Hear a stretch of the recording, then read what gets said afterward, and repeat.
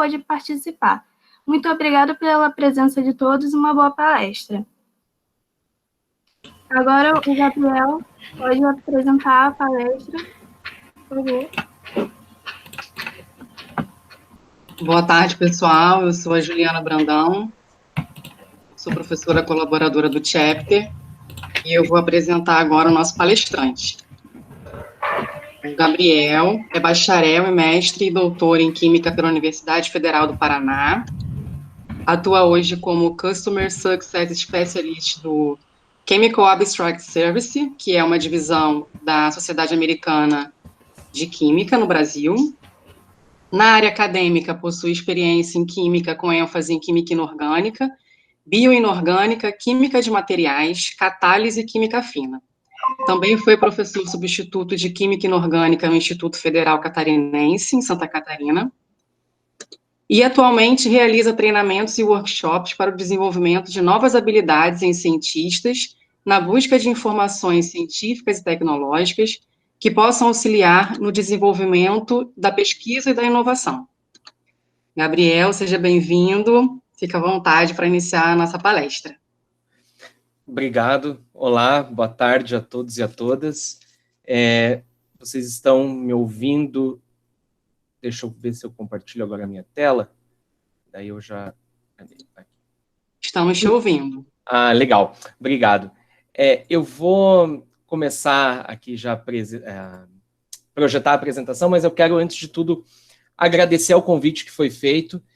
Conheço o trabalho do Student Chapter de vocês há pouco tempo, né? Eu tive um contato maior em setembro ou outubro, não lembro, do ano passado, quando nós nos encontramos, encontrei alguns dos membros, algumas das membros do Student Chapter num encontro internacional, então foi bastante feliz esse encontro. Eu quero agradecer novamente, eu vou agradecer aqui em nome da Silmara, mas eu quero que sintam-se todos agradecidos e com esses cumprimentos estendidos. Hoje eu vou...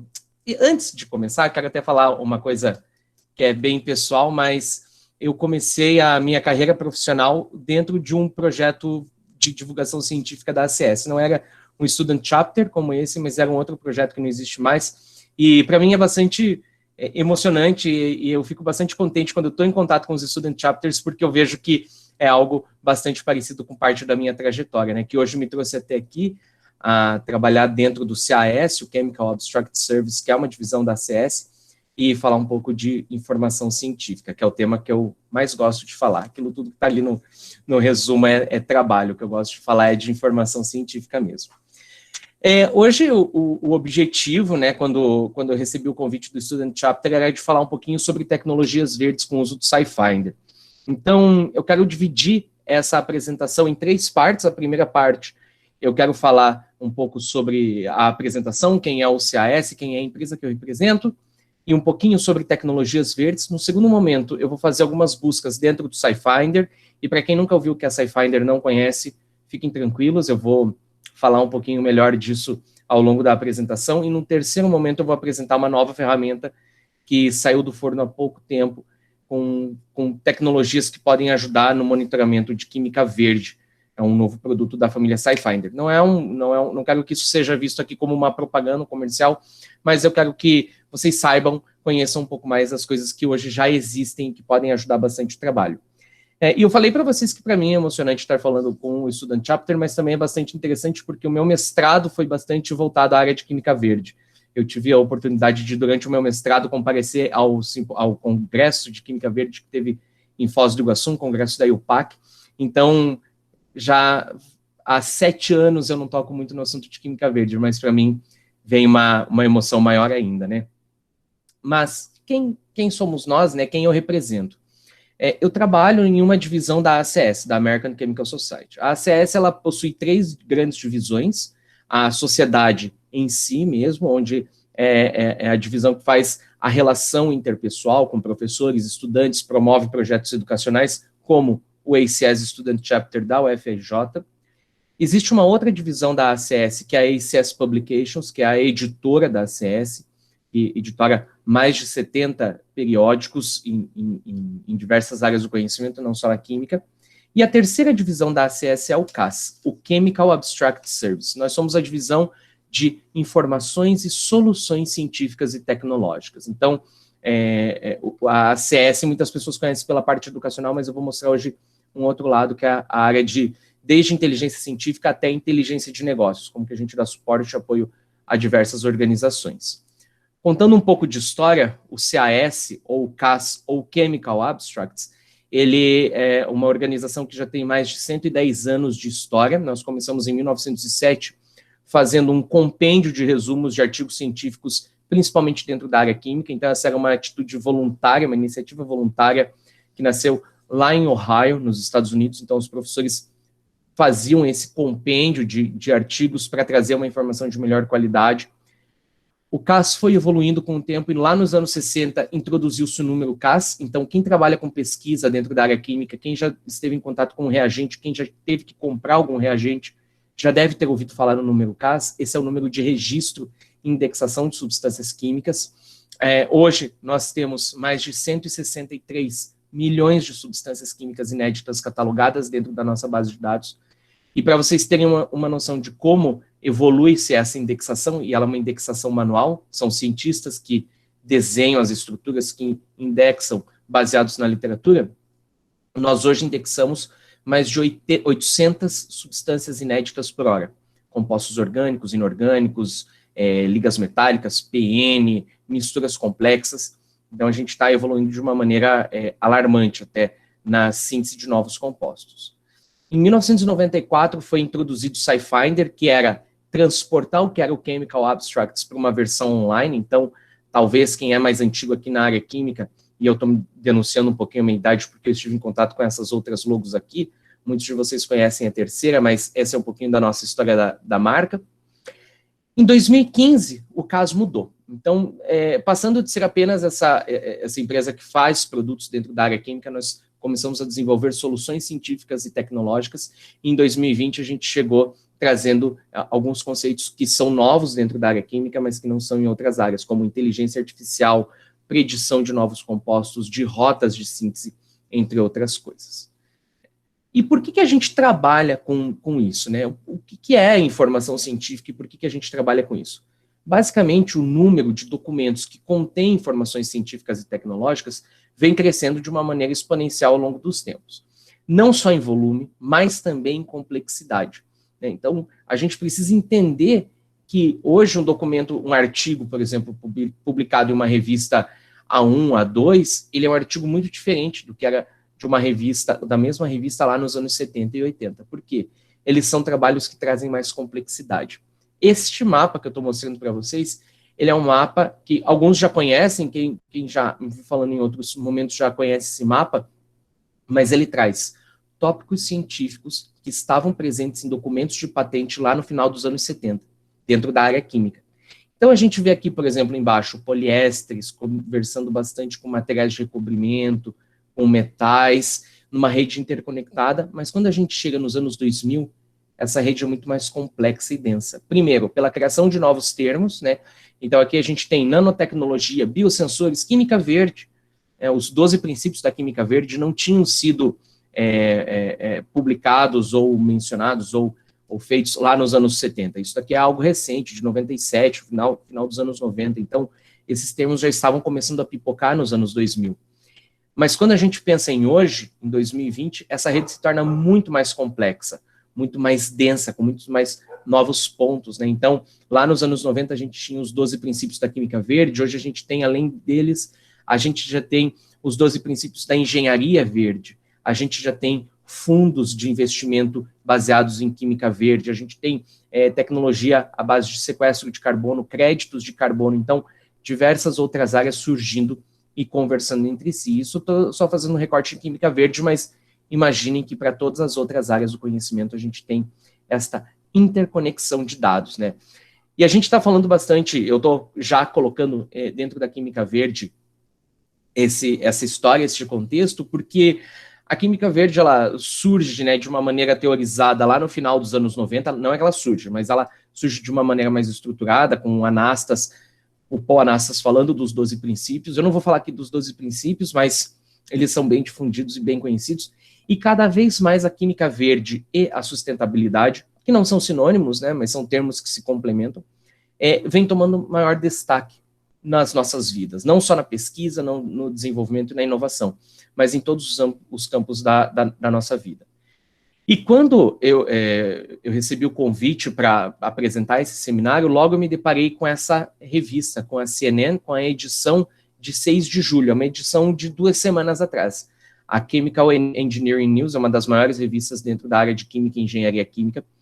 A capa da CNN era já trazendo o termo de produtos químicos biobaseados, né? Ou seja, produtos químicos que sejam provenientes de um processo que envolve química verde, ou diversos processos que envolvem química verde. Até sugiro a leitura dessa matéria, uma matéria rápida, pequena, mas é uma matéria que fala tanto do ponto de vista mercadológico quanto do ponto de vista de desenvolvimento, né? Então, pensar em química verde é muito bonito, é muito necessário, é muito atual. Porém, a gente sempre deve pensar com um pé no chão e lembrar que a química verde, ou que a sustentabilidade, o desenvolvimento sustentável, ele ainda é dependente do valor do petróleo. E, principalmente nesse ano, quando o petróleo teve uma grande queda no seu valor, automaticamente a química verde também tem uma queda na sua procura, porque geralmente você tem novas tecnologias surgindo, então ainda você tem um crescente no valor. Para que esse valor de mercado ele caia ao longo do tempo, você precisa fazer com que essa tecnologia fique um pouco mais madura e mais abrangente, diferentes níveis da sociedade. Mas hoje, a gente não precisa se preocupar tanto assim quanto há 10 anos atrás ou 5 anos atrás, porque não é o preço do petróleo que manda na química verde. Hoje, quem manda nesses processos verdes, nessas tecnologias verdes, é a demanda específica. Então, é a demanda do consumidor consciente, do mercado, do país, que sejam conscientes, que procurem substituir produtos e matérias-primas, processos, redes de fornecimento, que sejam comuns para um processo um pouco mais voltado à química verde. Dentro dessa série de webinars, a gente já ouviu isso, a gente já ouviu falar em chemical leasing, a gente já ouviu falar em diversos outros termos, na filosofia verde de vida, né, que acho que foi o episódio que abriu essa série de webinars, de um movimento que a sociedade está tendo, buscando produtos mais verdes, mais amigáveis ambientalmente, né. Então, porque, além disso, né, olhando não só a demanda do mercado e não só essa demanda da sociedade, mas, ok, como que a química verde vai se contrapor, então, à petroquímica do ponto de vista de valor agregado em si, per se, né? O que a química verde, ela traz, ou melhor, o que a química baseada em biomateriais, em biomoléculas, ela traz de mais interessante em relação à química do petróleo, já que preço talvez não seja um desses fatores. Os materiais de base biológica, eles trazem algo em si que é muito difícil você conseguir gerar e amplificar dentro da petroquímica, que é a quiralidade, a simetria. Então, várias das biomoléculas, elas contêm centros quirais que são bastante interessantes para processos, para reconhecimento genético, para processos de separação que a gente não consegue obter dentro da petroquímica. Outras vezes, a gente vê dentro da química de biocompostos, né, de matérias-primas baseadas na natureza, a presença de heteroátomos em moléculas que são difíceis de serem obtidos, esses heteroátomos em posições tão específicas dentro da área petroquímica, né? Então, como que os materiais de base biológica conseguem ser melhores e mais pujantes em relação a isso, né? E, além disso, como que as tecnologias para a obtenção desses materiais, elas podem ser melhores? E aí, a gente pode começar a falar sobre tecnologias verdes, que é o objetivo desse seminário, né? Então, existem várias interpretações, não definições, mas interpretações do ponto de vista sobre o que é uma tecnologia verde, mas a gente pode resumir que o conceito de tecnologia verde é um conceito guarda-chuva, muito amplo, que contém vários outros conceitos por baixo dele, mas ele abarca ali produtos e serviços que sejam ambientalmente amigáveis, né? Então, que tanto no processo de produção, quanto na matéria-prima, ou na rede de transporte, na rede de fornecimento, no supply chain, eles sejam processos que sejam ambientalmente amigáveis, que contemplem em si os princípios da química verde. E muitas vezes a gente falava da química verde, eu lembro disso lá no começo do meu mestrado, apenas no âmbito da pesquisa. Lembrando dessa escada, né, dessa pirâmide, de que a base de qualquer produto que está no mercado, de qualquer tecnologia nova, é a pesquisa de base. Então, hoje a química verde, ela passou já da pesquisa, né, ela já se viu que a pesquisa em química verde é bastante importante, mas que você precisa ter tecnologias cada vez mais verdes em processos de desenvolvimento e, principalmente, em inovação. Então, uma leitura que eu faço, e é uma leitura pessoal, tanto do ponto de vista de investidores, né, a referência que eu pego aqui nesse slide é uma revista de investimento de mercado, assim como do ponto de vista da ciência em si, é que falar sobre tecnologias verdes é falar sobre os 12 princípios da química verde aplicados em processos da inovação. Não todos ao mesmo tempo, mas sempre que possível, esses princípios estarem ligados a processos de inovação. E a gente pode falar de diversas áreas de impacto. E aqui eu trouxe 4 temas que são bastante importantes, bastante falados e muitas vezes nem bem compreendidos, que talvez mereçam um pouco melhor desse olhar da química verde, né? Primeiro é o uso de solventes. Então, nessa segunda parte agora da minha apresentação, eu quero mostrar para vocês como que a gente pode buscar informações a respeito de solventes que sejam verdes, porque a gente não pode pensar numa indústria sem uso de solvente, né? Seria muito ótimo se todos os processos químicos fossem transformados em processos em reações sem solvente, em reações baseadas em mecanoquímica, em sonoquímica, em diversos outros termos, porém, ainda hoje a gente é dependente de solvente. Solvente ajuda a trazer seletividade, economia energética. Quando a gente pensa na fabricação de um fármaco, mais de 85% da massa de reação da fabricação de um fármaco é solvente. Então a gente tem que olhar para os solventes de uma maneira adequada. Como? Olhando para solventes que tragam um menor impacto ambiental, um menor impacto à saúde, que sejam solventes mais verdes. Então, como buscar esse tipo de informação? Plásticos. Plásticos também é um tema bastante interessante porque a gente está vendo um movimento mundial a quase abolição do uso do plástico, né? Hoje o plástico é o maior vilão, e do nosso meio ambiente, porém, a gente não pode pensar em um século XXI ou no seguinte sem uso de plásticos, né? Os plásticos, eles trazem diversas vantagens, polímeros trazem diversas vantagens e a gente não vai conseguir abandoná-los agora.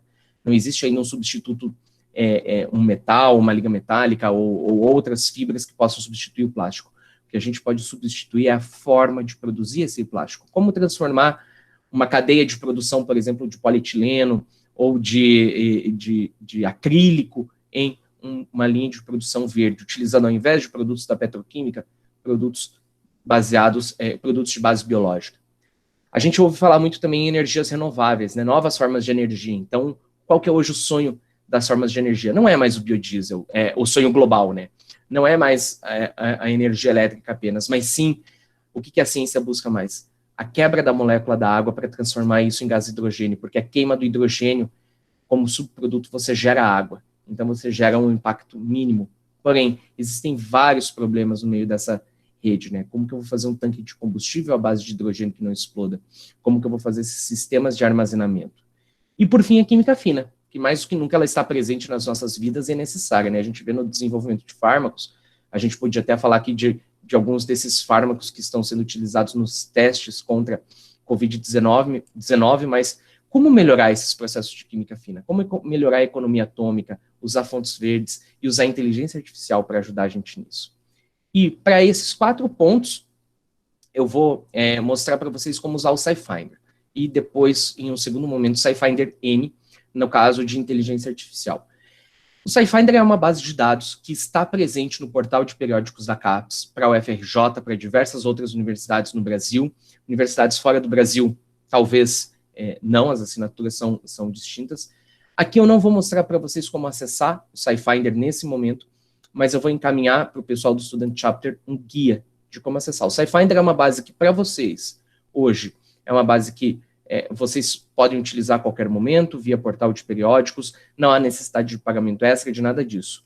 Então, eu quero mostrar como que essas informações podem ser acessadas dentro do SciFinder. E aí eu vou mudar de tela, né?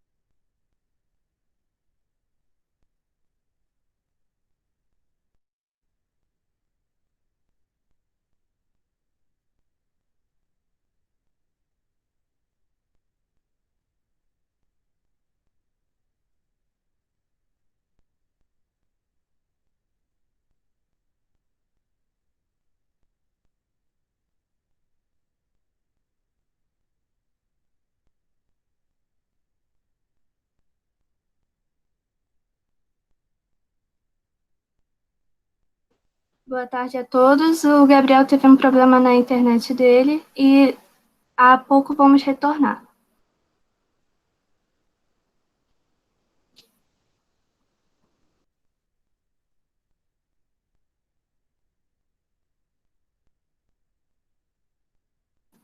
Por favor, peço que todos aguardem um pouco. Em instantes vamos retornar.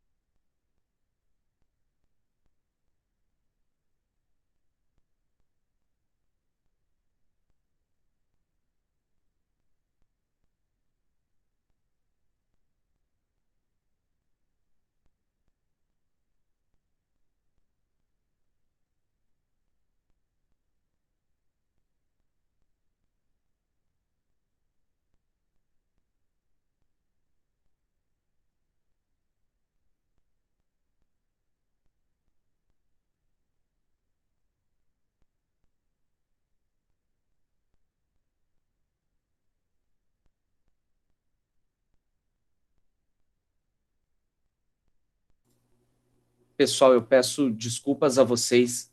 Eu saí da reunião, eu não tinha visto eu tinha saído, mas vocês estão me ouvindo agora de novo? Por favor. Sim, Gabriel. Ah, obrigado. Vocês não viram nada do SciFinder, então, que eu mostrei? Não vimos. Ah, eu peço muitas desculpas a vocês. Por favor, me perdoem. Quando eu fui trocar do PowerPoint para o Google Chrome, eu acabei fechando a janela do Google Meet. E agora, vocês estão enxergando alguma coisa? Sim, estamos. Obrigado. Eu quero agradecer, então, a Júlia, a Silmara, a Adriana, que me mandaram mensagem. Eu já peço desculpas que eu não respondi vocês, que eu fui ficando tão nervoso que eu só queria entrar de novo na reunião. Peço desculpas a vocês. Fique tranquilo. Tá bom. Bem, eu não lembro onde eu parei, né? Eu não sei onde que eu parei, mas eu estava falando que o SciFinder é uma base de dados que ajuda vocês a encontrarem informações científicas e tecnológicas de uma maneira muito rápida, porque ele é baseado, as buscas que acontecem dentro do SciFinder, elas são buscas feitas em periódicos, patentes, casos clínicos, diversos documentos que trazem informações científicas e tecnológicas que sejam relevantes para a gente. Então, eu estava falando sozinho durante todo esse tempo, mas eu quero retomar aqui com vocês. Eu estava falando sobre solventes verdes, né, sobre a necessidade de a gente olhar para solventes verdes como sendo um tópico de pesquisa na substituição de solventes baseados na química do petróleo. A maioria dos nossos solventes apolares hoje são baseados na química do petróleo. Então, o que as universidades, o que os centros de pesquisa estão procurando? Para isso, eu vou começar uma busca sobre referências. Eu vou procurar o termo solventes verdes. Lembrando a vocês, eu não lembro se vocês ouviram ou não, mas o SciFinder, ele é uma base de dados que está presente no portal de periódicos da CAPES. Vocês podem fazer acesso, fazer o login e a senha para entrar nessa base. Eu vou clicar aqui em pegar referências e o SciFinder me trouxe, 28 mil referências que falam a respeito de solventes verdes.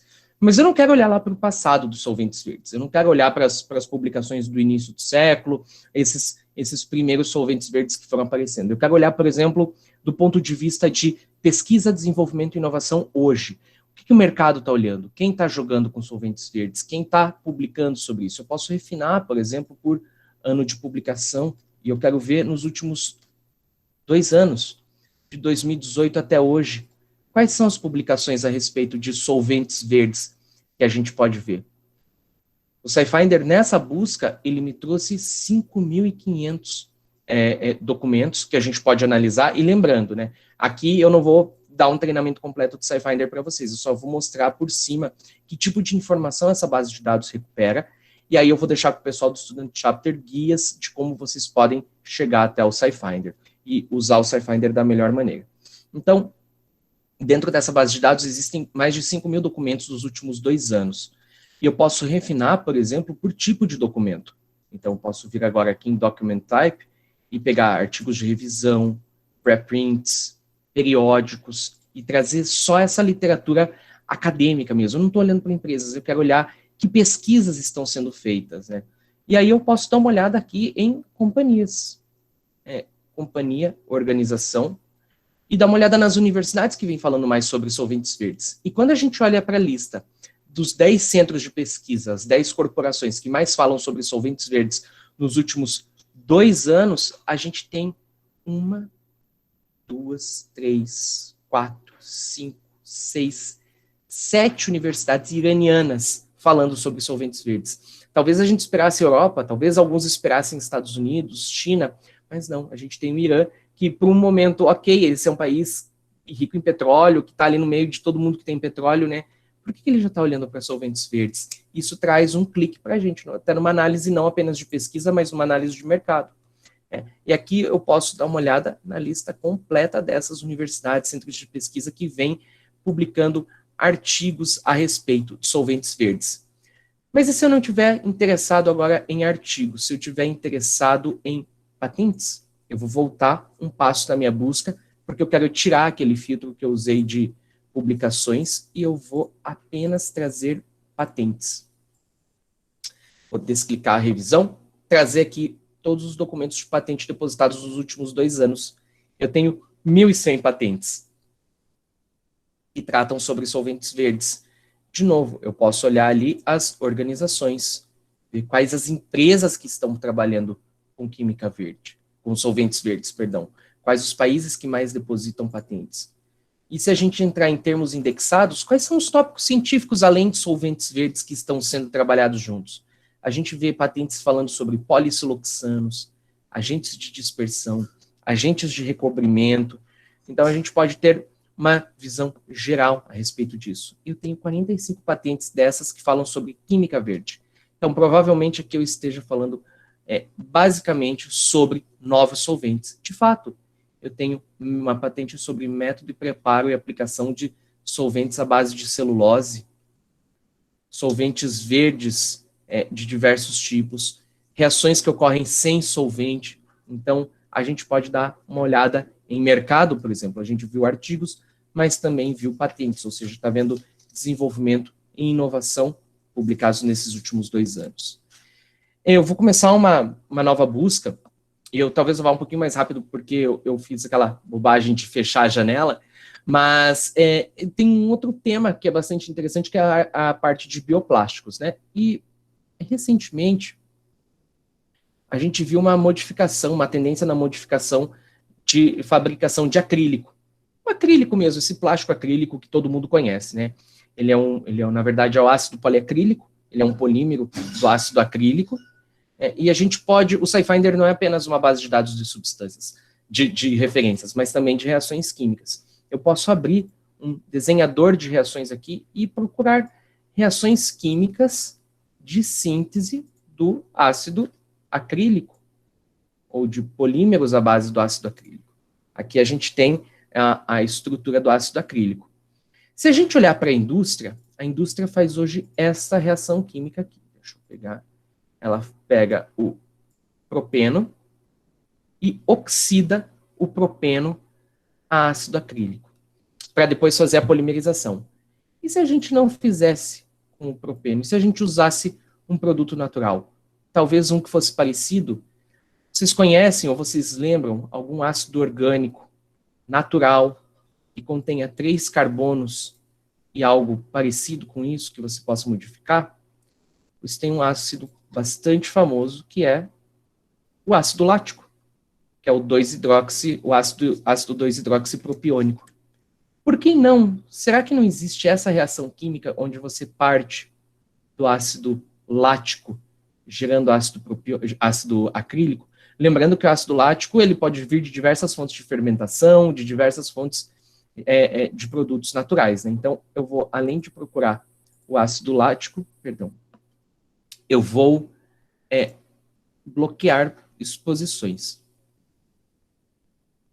Aqui.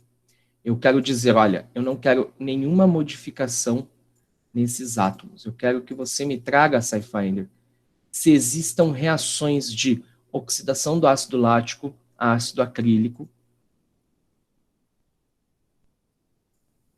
E a gente pode pensar, então, em fabricação de ácido acrílico a partir do ácido lático. A gente tem 318 reações de síntese. E eu falei uma besteira para vocês. Eu falei que o ácido poliacrílico, ele é o acrílico que a gente conhece. Mentira. O ácido poliacrílico, ele é utilizado em fraldas. Ele é o revestimento absorvente de fraldas. Então, como a gente vê as fraldas sendo muito descartadas hoje no meio ambiente, essas fraldas elas demoram para se decomporem no meio ambiente. Então, por que não pensar em biofraldas?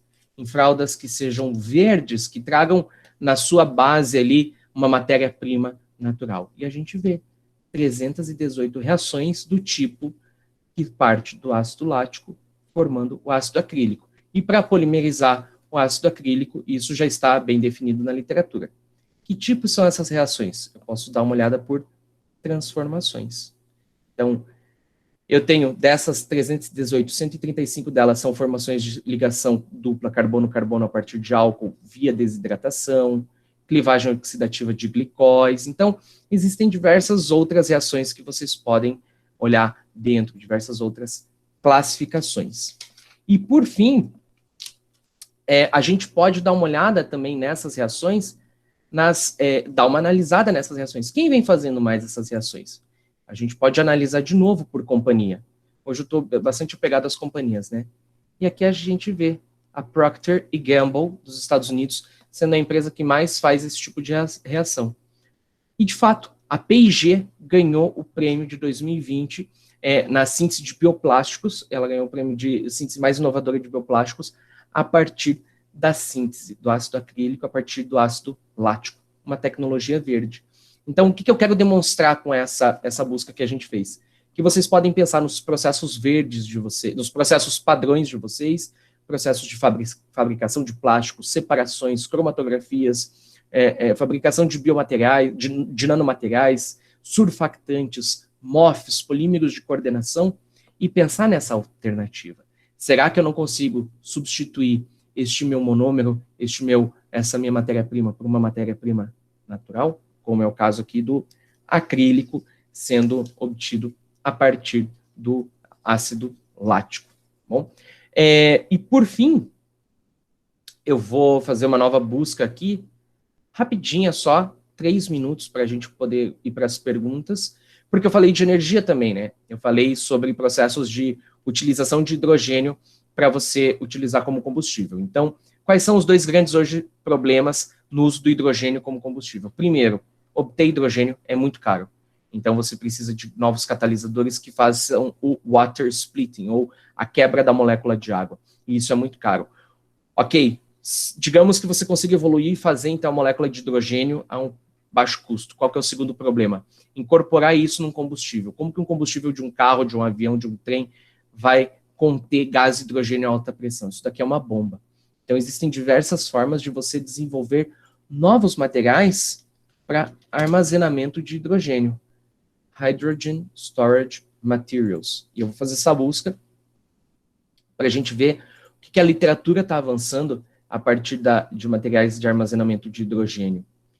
E aí eu posso pensar em materiais específicos, né? Eu posso pensar em MOFs, quem é da química inorgânica deve conhecer, Metal Organic Frameworks. Então, dentro dessas 21 mil referências, quase 22 mil referências que falam sobre materiais de armazenamento de hidrogênio, quais deles são a base de MOFs? Que são espécies de polímeros de coordenação contendo paredes ou pilares orgânicos e nós inorgânicos que vão amarrando essas estruturas. Então, aqui a gente já tem 1000 referências que falam apenas sobre MOFs utilizados ou sendo aplicados no armazenamento de hidrogênio como combustível, tá bom? Então, são aspectos gerais que eu queria mostrar para vocês hoje de como a gente pode olhar para as tecnologias verdes, né? Isso partindo do pressuposto que a gente conhece uma tecnologia verde ou que a gente conhece uma tecnologia que pode ser substituída por uma tecnologia verde. Tá certo?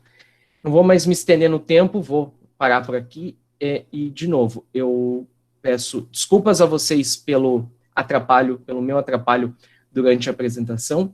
Eu quero agradecer a presença de vocês, dizer que eu estou aberto a perguntas, a comentários, a buscas que vocês queiram fazer e deixar o meu contato. Caso vocês queiram saber mais sobre o SciFinder, como acessar, o meu e-mail é esse. Sintam-se à vontade para entrar em contato comigo a qualquer momento, tá bom? Muito obrigado pela paciência e pela atenção de vocês. Muito obrigada pela palestra, Gabriel Caetano. Muito obrigada por compartilhar conosco o seu conhecimento, e problemas acontecem, é normal. E iniciaremos agora a sessão de perguntas, e fiquem à vontade para escrever as dúvidas no chat ou abrir o microfone. Já temos algumas perguntinhas aqui. Podemos começar? Podemos. Então, a primeira seria: é possível realizar o mesmo tipo de monitoramento com outras tecnologias? Sim, é possível. Não apenas com tecnologias verdes, mas com tecnologias que sejam não verdes, processos de separação, processos de síntese, diversas tecnologias. Então, se a gente pensar em uma tecnologia que seja baseada em química ou que em algum momento ela tenha uma adjacência química, a gente pode fazer esse monitoramento usando o SciFinder. E não apenas o SciFinder, diversas outras plataformas que existem por aí. Não posso falar por compliance, porque são concorrentes, mas vocês vocês lembram, vocês conhecem todas as outras bases de dados que estão por aí. Seu áudio, você está no mudo, Luliana. Desculpa. A segunda seria: a plataforma SciFinder é muito associada a publicações na área de química, biologia e medicina. Entretanto, pesquisas na linha de petróleo e gás, com foco em desenvolvimento de produtos que degradem menos o meio ambiente, se enquadram nas publicações dessa plataforma? Se enquadram perfeitamente no escopo da base de dados, porque ela é uma base de dados que ela cresceu, né, ela surgiu como sendo uma base química, mas ela foi abarcando outras possibilidades ali no meio do caminho. Então, quando a gente pensa em óleo, gás, renováveis, que tem bastante apego e apreço ali dentro da área química, a gente consegue chegar muito fácil a essas informações. E consegue chegar a outras informações, como, por exemplo, biosequências, biologia marinha, agroquímica, indústria farmacêutica, diversas outras áreas que tenham um paralelo com a química, um toque na química. A Adriana também fez uma pergunta. Ela falou assim: Gabriel, tenho uma dúvida. Ali você desenhou uma reação e buscou a partir dos compostos, mas qual seria a diferença entre buscar pelo nome do composto e buscar pelo composto na prática? Ótima pergunta, porque essa é uma uma dúvida que sempre surge, né? Quando você busca pelo nome do composto, essa é uma busca exata. Eu vou rapidinho mostrar uma diferença na prática disso. Porque a busca pelo nome do composto, deixa eu ver se eu não desligo a reunião agora, né? Pelo amor de Deus. Por exemplo, se eu for buscar aqui por estrutura química, e eu for desenhar aqui uma antraquinona, por exemplo, o SciFinder vai fazer a busca em todos os compostos químicos que contenham, perdão, deixa eu dar um Ctrl Z aqui que eu fiz muita bobagem, que contenham, todos os compostos químicos que contenham este fragmento em sua estrutura. Então, quando eu faço essa busca, é a antraquinona, eu vou desenhar ela rapidinho aqui, a gente vai chegar num número grande de resultados. Já vou soltando esse spoiler para vocês. A gente chegou em 127.740 substâncias. Porque, além da antraquinona, vai aparecer o radical da antraquinona, ela deuterada, com carbono marcado, de diversas formas. Eu vou aqui avançar nas páginas, tem 8.500 páginas de resultado, mas eu fui para a página 100. A gente vê coisas como compósitos contendo não a antraquinona mais, mas a antraquinona com substituições amina, com substituições bromo, com outros grupos funcionais, outras coisas começando a aparecer penduradas ali na antraquinona. Então, essa é uma busca mais ampla, geral. Por que ela é importante? Porque se eu quiser conhecer o número Cas da antraquinona e eu não quiser ter nenhuma dúvida do radical da antraquinona, ou do unânio, ou do composto deuterado, eu posso fazer essa busca, ela me traz mais abrangência. Agora, se eu tenho certeza sobre o que eu quero buscar pelo nome, eu sugiro que seja uma busca pelo identificador de substância, porque essa daqui é a busca exata. Você está buscando apenas a molécula que contém o nome antraquinona, e não moléculas que contêm outros nomes além de antraquinona. Então, ao invés de 120 e tantas mil moléculas, a gente chega aqui em uma substância apenas. Essa é a diferença. Eu sugiro sempre, faça uma busca desenhando, quando você puder. Porque aí você, ainda mais como você faz a busca em inglês, sempre tem um H que sobra, que falta em algum lugar, a gente se confunde bastante ainda.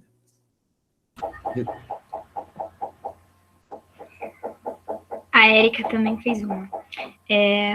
Podemos fazer buscas onde temos um esqueleto ou substâncias dentro de uma mistura e buscamos usos para estas? Sim, e foi essa busca que a gente acabou de fazer, né? Sem querer, eu acho que a gente chegou no ponto que foi perguntado, mas a gente pode fazer essa busca, né? Como vocês viram anteriormente ali que a gente desenhou a antraquinona, eu vou desenhar uma outra molécula aqui, por exemplo, eu vou desenhar o resveratrol. Gosto bastante de desenhar ele.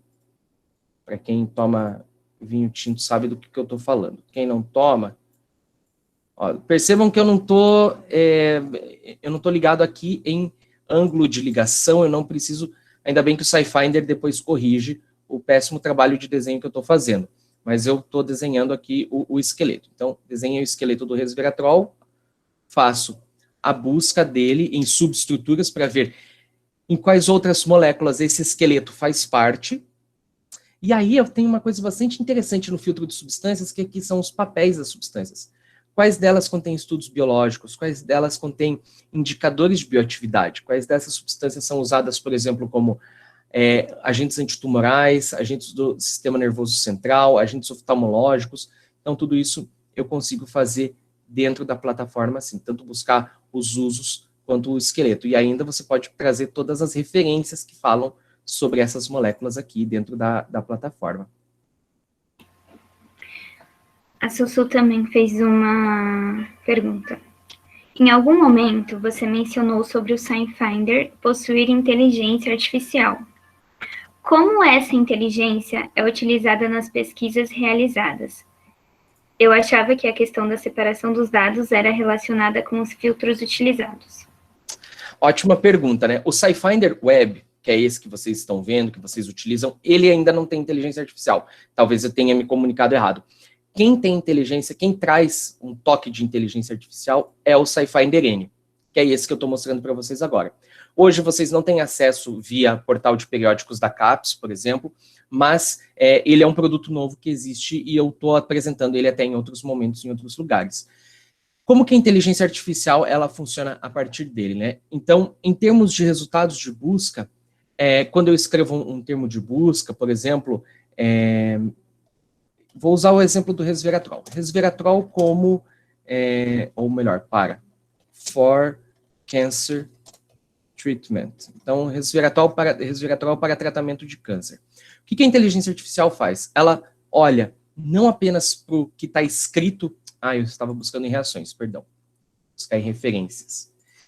Ela olha não só para o que está escrito literalmente no texto, mas ela olha também para os termos que se conectam. Então, por exemplo, o que é um sinônimo de câncer, ou o que são termos próximos de câncer?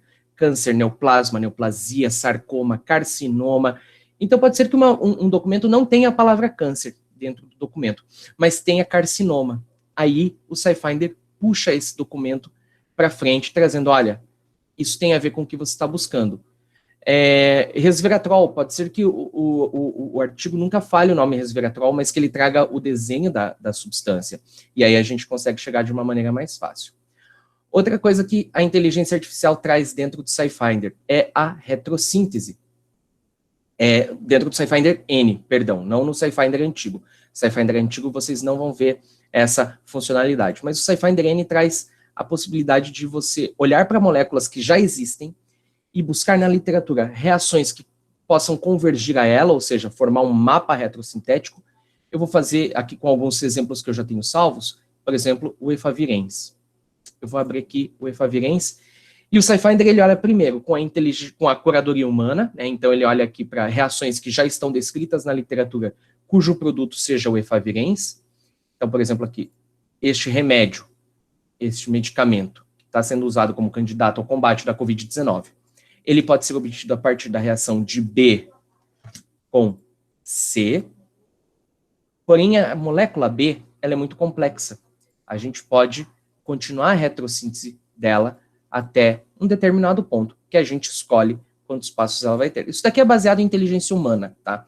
Reações que são indexadas manualmente. Vejam que todas estão em roxo. Estão vendo que tem um botão aqui, predito? Quando eu ligo este botão, aí quem surge é a inteligência artificial. A gente vai olhar para algoritmos. Os algoritmos que são baseados dentro do SciFinder, eles são alimentados com dados de mais de 120 milhões de reações químicas.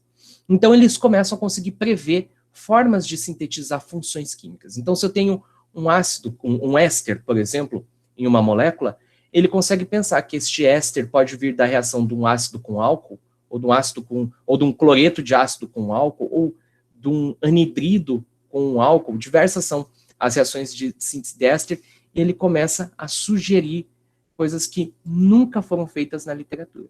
Então, agora a gente vai ter não apenas reações em roxo aparecendo, mas também reações em verde, que são reações que nunca foram feitas, que nunca foram descritas, mas que os nossos algoritmos entendem que podem ser feitas ou que funcionam lá no papel.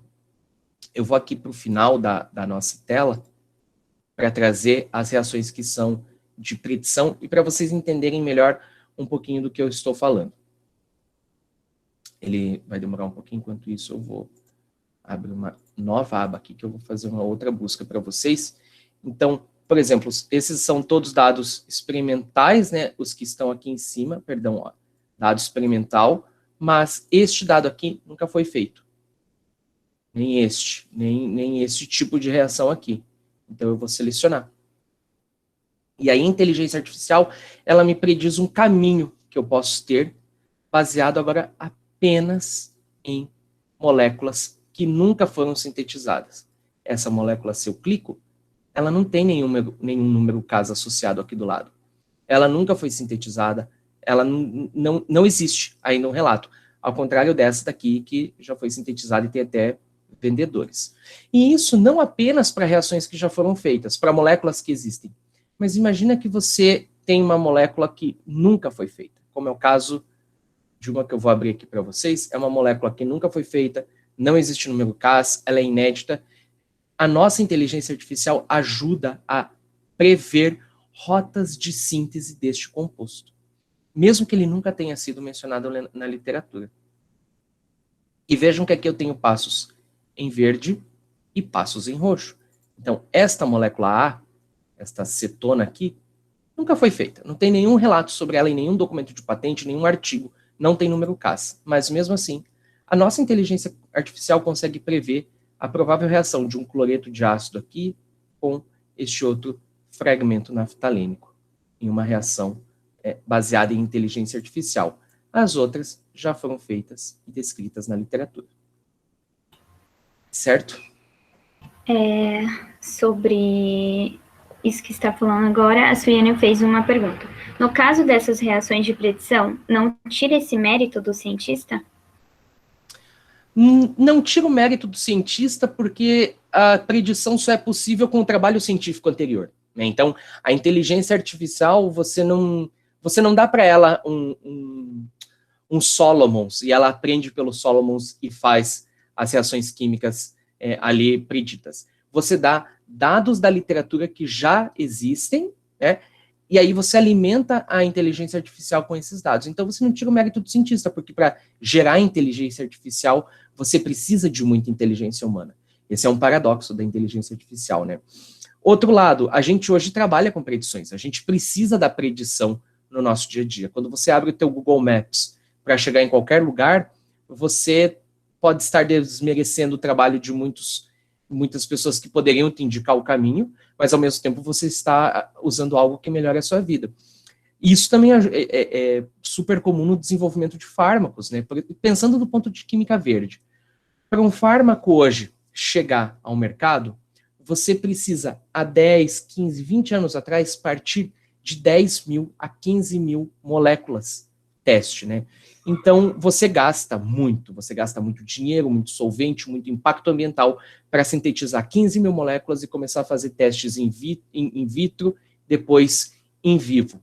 Com a predição, você pode pensar em cortar várias dessas moléculas que podem não ser candidatas ao combate a uma certa doença, a um tratamento específico. Então, você tem aí economia de recursos e economia em gasto de solventes, em gastos de fragmentos de moléculas que possam chegar ao meio ambiente. Então, eu pessoalmente enxergo a predição como uma ferramenta que vai ser associada ao trabalho humano e reduzir muito tempo, custo, impacto ambiental em um determinado processo.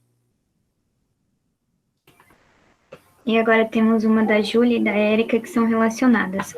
O SciFinder é disponibilizado apenas para instituições? Como fazer o acesso? E a Érica perguntou, precisamos proceder a um cadastro inicial?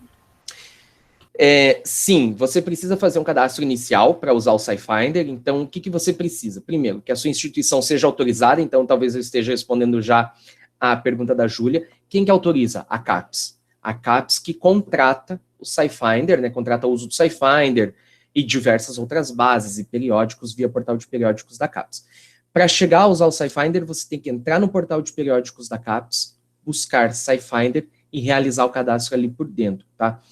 Eu não sei se depois a gente teria como enviar para os participantes dessa nossa reunião um guia, mas eu montei um guia, um passo a passo bem certinho de como você chega ao SciFinder. Então, falando em termos de UFRJ, e eu não sei se a UERJ está presente, outras universidades, mas a UFRJ, ela tem acesso aberto e limitado. Se você tiver um e-mail com algo, @ que termine com .ufrj.br, você pode fazer o acesso ao SciFinder. Empresas, por exemplo, elas compram a licença do SciFinder. Então, existem diversas indústrias farmacêuticas, indústrias químicas, indústrias que compram a licença temporal, a licença perpétua, ou licença por diversos tempos, mas existem essas diferenciações também. A Soraya, ela fez uma pergunta sobre o tutorial. Ela perguntou, como ter acesso ao tutorial? Bem, tem uma forma, eu vou mostrar o acesso rápido agora para vocês. Deixa eu compartilhar, porque esse eu acho que eu consigo acessar via portal. Porque como eu não sou de nenhuma universidade, eu tenho restrição ao portal de periódicos. Mas, se vocês entrarem no portal de periódicos da CAPES, aqui está dizendo que eu não sou autorizado, e não sou mesmo, periódicos.capes.gov.br, vocês vêm aqui do lado esquerdo, suporte, tá? Materiais didáticos. Clica em materiais didáticos e busca SciFinder. No filtro da busca, vocês vão ter 11 materiais didáticos. O primeiro é um guia em PDF, podem baixar. Nesse guia tem esse passo a passo que eu defini para vocês, mais todas as formas de buscas que eu não explorei, polímeros, todo o resto com vocês. E aqui abaixo tem 10 vídeos que eu gravei, então vocês vão ouvir minha voz caso vocês queiram assistir esses vídeos, mas são vídeos segmentados, como eu faço uma busca por autor, uma busca por nome da substância, por tópicos de pesquisa. Então, lembrando, portal de periódicos da CAPES, suporte, materiais didáticos. Busca ali SciFinder, vocês vão encontrar, tá certo? Obrigada, Gabriel. E a Milena, ela comentou e fez uma pergunta, né? Eu sabia que o primeiro acesso do SciFinder deveria ser realizado na universidade e depois em casa. Poderia ser utilizado antes pelo proxy da universidade e depois pelo portal da CAPES.